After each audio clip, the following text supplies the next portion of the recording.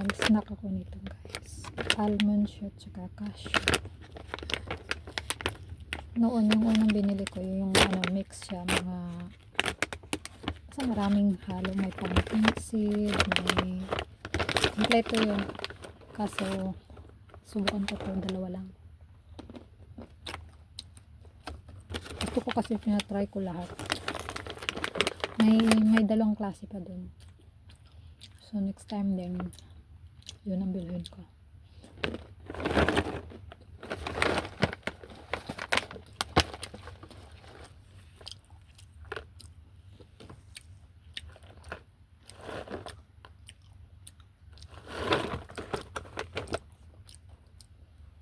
Gusto ko yung kasoy, cashew,